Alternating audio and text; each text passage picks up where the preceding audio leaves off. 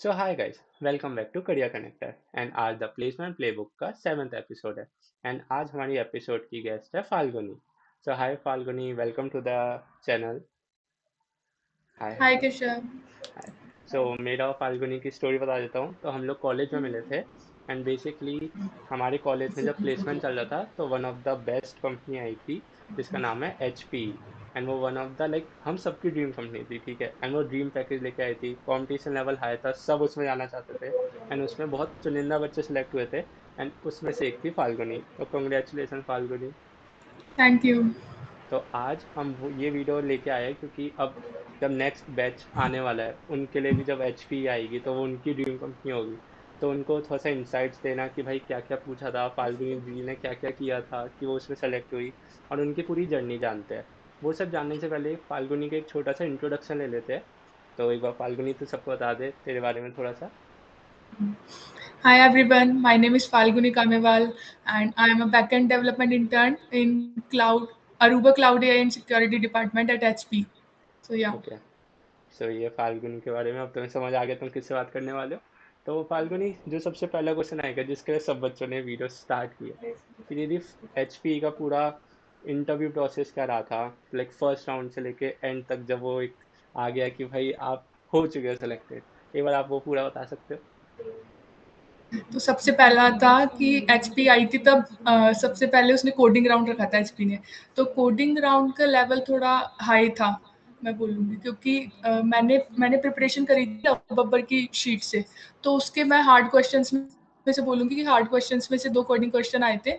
तो वो पर हो गए थे, मतलब अगर हमने हार्ड क्वेश्चंस प्रैक्टिस कर रखे ना तो वो इजीली हो जाएंगे। अगर हमने हार्ड क्वेश्चन अगर एक भी नहीं कर रखा तो फिर वो डिफिकल्ट है, फिर हमको दिमाग लगाना पड़ेगा, लेकिन हो गए थे वो। और उसमें थोड़ा थोड़ा एप्टीट्यूड आया था, लेकिन एप्टीट्यूड भी ईजी था। सिर्फ कोडिंग में हमको दिमाग, जैसे ट्रीज का एक क्वेश्चन ट्रीज का आया था और एक प्रायोरिटी क्यू का था। तो उसमें हमको दिमाग लगाना पड़ेगा। फिर अपना 1 महीने बाद रिजल्ट आएगा इसका, कोडिंग राउंड का। तब तक दूसरी कंपनीज में अप्लाई करते रहो। फिर 1 महीने बाद पता चलेगा कि आपका इंटरव्यू है। फिर फर्स्ट राउंड इंटरव्यू होता है, टेक्निकल राउंड। तो उसमें तो हमसे बेसिक कोर सब्जेक्ट्स पूछते हैं। कोडिंग क्वेश्चन डीएस से ज़्यादा नहीं पूछेंगे, सिर्फ कोर सब्जेक्ट्स पूछेंगे, जैसे सी एन ओ एस। मेरे से मेजरली ना सी एन पूछी थी। और डीएसए में से कुछ, डीएसए में से ज़्यादा नहीं, बस इंटीजर्स और एरेज तक जाएंगे, उससे ज़्यादा नहीं जाएंगे टेक्निकल इंटरव्यू में। और बाकी सी प्लस प्लस के बेसिक्स वगैरह ये सब पूछेंगे। और फिर उसके बाद टेक्निकल राउंड का रिजल्ट आ जाएगा, हाथ की आती पता चल जाएगा 10-15 मिनट में कि आपका हुआ है कि नहीं हुआ। तो वो टाइम, मतलब 10-15 मिनट भी फिर वो ज़्यादा ही लगते हैं जब तक आता नहीं है रिजल्ट। फिर उसके बाद सेकंड राउंड होता है मैनेजरियल राउंड। मैनेजरियल में डीएसए बिल्कुल नहीं पूछते, मतलब मेरे से तो बिल्कुल नहीं पूछी थी। और उसमें पूछते कोर सब्जेक्ट्स, बहुत डीप में जाएंगे फिर वो कोर में। वो कोई भी सब्जेक्ट पकड़ लेंगे, जैसे एचपी नेटवर्किंग की कंपनी है तो उन्होंने कंप्यूटर नेटवर्क्स पकड़ा, कंप्यूटर नेटवर्क्स और ओएस। तो मेनली मेरे से तो टेक्निकल में भी सीएन पूछी और मैनेजरियल में भी सीएन पूछी। और मतलब ऐसा था कि मैं सीएन ही पढ़ के गई थी तो वही पूछ ली। डीबीएमएस तो बिल्कुल पूछी नहीं, जो मैंने पढ़ी भी नहीं थी। तो कंप्यूटर नेटवर्क्स, पर वो कंप्यूटर नेटवर्क्स बहुत डीप में पूछा था उन्होंने, क्योंकि मैनेजरियल थोड़ा लेवल अप होता है मैनेजरियल इंटरव्यू का। तो वो पूछते, लेकिन उसमें फिर टेंशन की बात नहीं होती इसमें, क्यों अगर आपको नहीं आता ना, आप उनको पता रहता है कि बच्चों को क्या आता है क्या नहीं आता। तो अगर आपको नहीं आता तो वो ऐसा कुछ स्ट्रेस की बात नहीं कि वो आपसे फिर और ज्यादा ही उसी चीज में डीपली पूछेंगे। उससे फिर वो आपसे पूछ लेते कि आपको किस किस फील्ड में सबसे ज्यादा आता है, या फिर कोई भी एक पर्टिकुलर स्पेसिफिक टॉपिक बता दो सीएन में जो जिसमें आपको अच्छे से नॉलेज है। तो फिर वो उसमें से पूछते हैं। तो ऐसा होता है कि वो इंटरव्यूअर ऐसे स्ट्रेस डालना नहीं चाहता बच्चों पे। वो पूछ लेगा हमसे कि आपको क्या आता है, तो फिर हम वो बता सकते हैं। फिर मैनेजरियल का मेरा टाइम स्पैन था, मेरा सबसे ज़्यादा लंबा चला था मैनेजरियल, मेरा 1.5 आवर का चला था। बाकी नॉर्मली तो 30 मिनट्स का था, लेकिन मेरा 1.5 आवर का चला था, क्योंकि मैं बताती जा रही थी, फिर वो पूछते जा रहे थे, मैं फिर बताती जा रही थी, वो पूछते जा रहे थे। तो ऐसे चलते जा रहा था। फिर उसके बाद उन्होंने लास्ट में यही बोला कि आपका सबसे ज़्यादा लंबा इंटरव्यू चला है, लेकिन उनको अच्छा लगा ऐसे नॉलेज जान के कि मेरे को आता है थोड़ा। तो इंटरव्यूअर खुश हो जाते हैं ऐसे, कि अगर आपको कोई एक इंटरव्यूअर को, हमको एक ऐसी ट्रिक आनी चाहिए हमको इंटरव्यूअर को बताने की, कि जैसे हमको जो आता है ना, हम उसी बारे में ज़्यादा बोलेंगे तो फिर वो उसी में पूछेंगे। ये एक ट्रिक होती है इंटरव्यूअर के साथ इंटरव्यू देने की अपने पास। फिर उसके बाद मैनेजरियल का रिजल्ट लेट आता है थोड़ा, 1-2 घंटे में बताते हैं मैनेजरियल का। तब तक आपको कॉलेज में बिठा के रखेंगे, आपको मतलब ऐसा माहौल रहेगा स्ट्रेस का कि लोग इंटरव्यू के लिए प्रिपेयर कर रहे हैं और आपका इंटरव्यू हो चुका है लेकिन रिजल्ट आया नहीं है, फिर लोग इंटरव्यू देने जाते जा रहे हैं और रिजेक्ट होते जा रहे हैं लेकिन रिजल्ट आपको पता नहीं चला अभी तक। तो फिर बहुत ऐसा स्ट्रेस वाला माहौल रहता है वो, तब तो उधर बैठे रहना। फिर उसके बाद जब रिजल्ट आता है फिर एचआर राउंड आता है। एचआर राउंड ईजी होता है, एचआर राउंड सबसे ईजी होता है तीनों राउंड्स में से एचआर राउंड। उसमें एचआर राउंड में बेसिकली हमारे वो जानना चाहते हैं कि हमारे अंदर क्या क्या स्किल्स है, जैसे कम्युनिकेशन स्किल ऐसी हुई, और हमको कंपनी के बारे में कितनी नॉलेज है। तो एचआर राउंड पे अपना डिपेंड करता है कि वो हमको कैसा रोल देंगे। जैसे एचपी आई थी, वो 2 रोल के लिए आई थी, इंटर्न और फुल टाइम के लिए, तो वो एचआर पे डिपेंड करता है टोटली।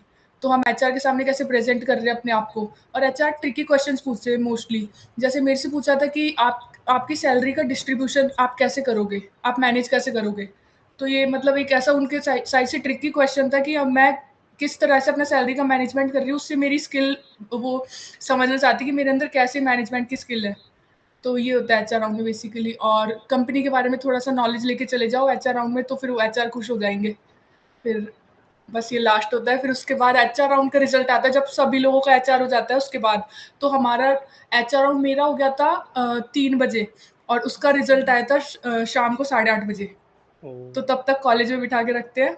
और फिर पूरा माहौल ऐसा ही होता है कि भाई होगा कि नहीं होगा, इतनी मेहनत करी, मतलब सुबह से तुम 8 बजे से आए हो कॉलेज में, इंटरव्यू दिए जा रहे हो, फिर 8:30 बजे तुमको रात को पता चलेगा कि तुम्हारा क्या रिजल्ट रहा। तो ओवरऑल ये प्रोसेस रहती है। तो हाँ, बहुत ही लाइक फन प्रोसेस थी। मेरे को पता है उस दिन बहुत ज़्यादा हेक्टिक हुआ होगा। एंड बहुत।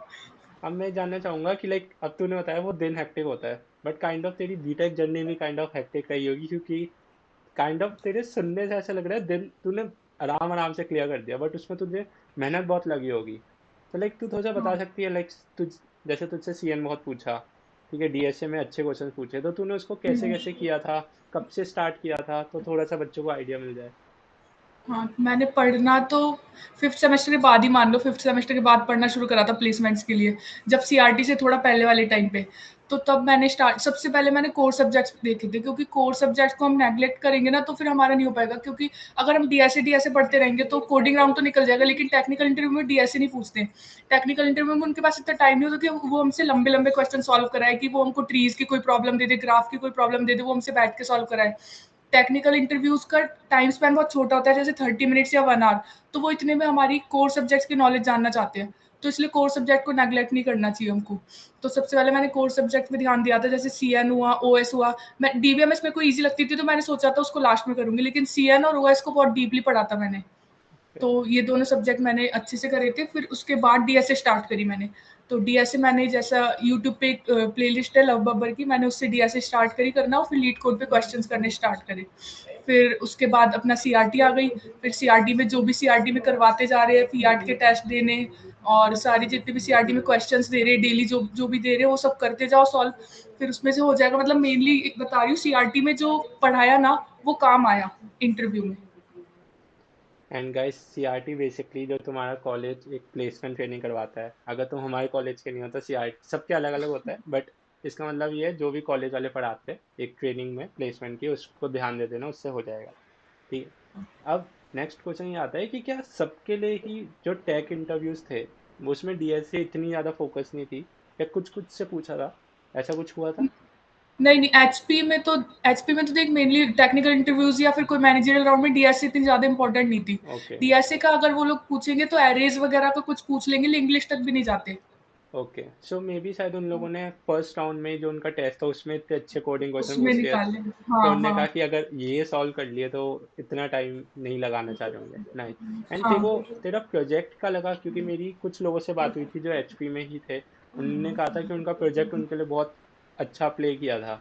तो तेरे लिए क्या रहा था प्रोजेक्ट का? प्रोजेक्ट का हाँ इंपॉर्टेंट रोल था, क्योंकि प्रोजेक्ट की टेक्नोलॉजी में भी नेटवर्किंग यूज हुई थी, तो इसलिए भी अच्छा। मेरे को लगता है कि शायद नेटवर्किंग पूछ लिया उन्होंने।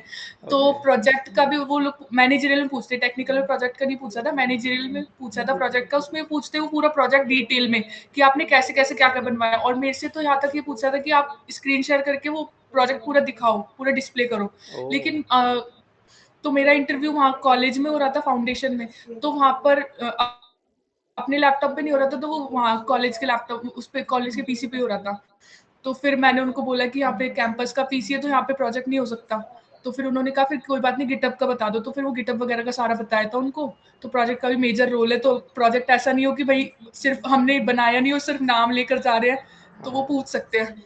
नाइस। लाइक तूने प्रोजेक्ट ही नेटवर्किंग का बनाया, तूने इन डेप्थ नॉलेज नेटवर्किंग की, तूने इनको थोड़ा सा हाँ दिखाया कि नेटवर्किंग पे चलते हैं, एंड देन तूने उधर हाँ लाइक मास्टरी हासिल कर ली।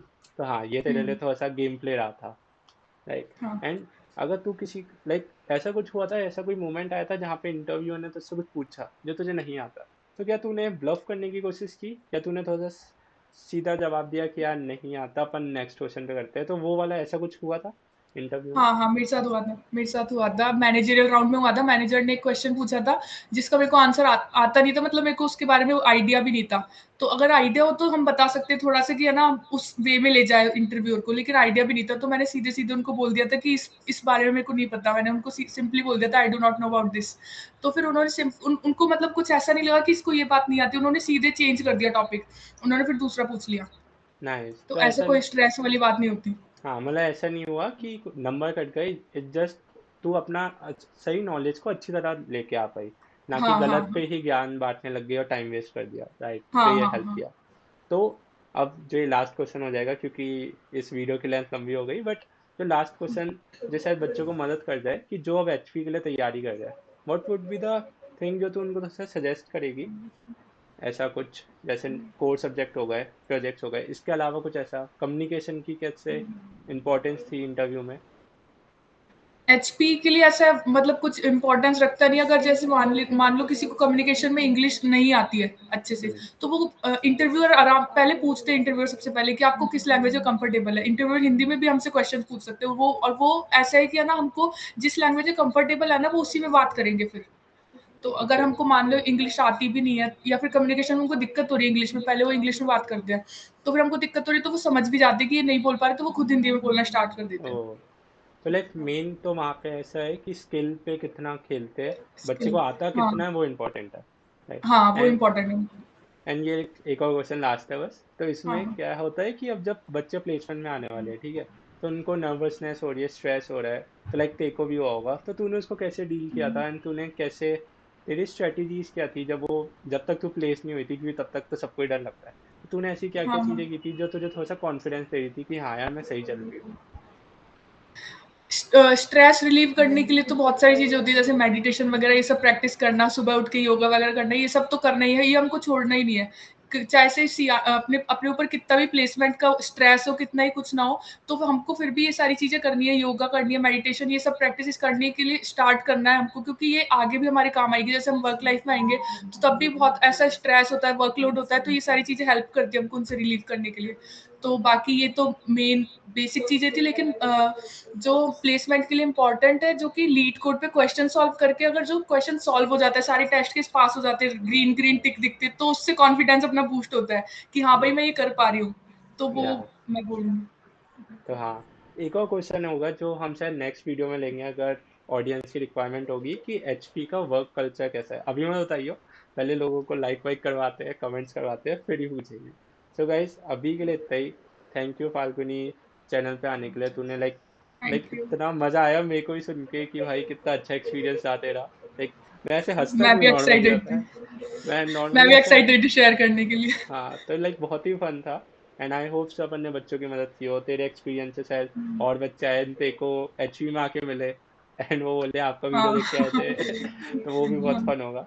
बट अभी के लिए इतना ही। आपको कोई भी डाउट हो तो आप कमेंट सेक्शन में डाल सकते हो। फाल्गुनी ने एचपी का पोस्ट लिंक्डइन पे डाल दिया है, मैं उसका लिंक्डइन हैंडल नीचे डाल दूंगा, जाओ उसको लाइक वाइक करो। कोई डाउट आए तो पूछ सकते हो, जब भी ये फ्री होगी तो मैं जवाब दे देगी, ठीक है? अभी के लिए इतना ही। कोई डाउट हो तो कमेंट सेक्शन भी खुला है, लाइक वाइक कर देना, कमेंट कर देना, सब्सक्राइब कर देना। Thank you Falguni, and bye bye.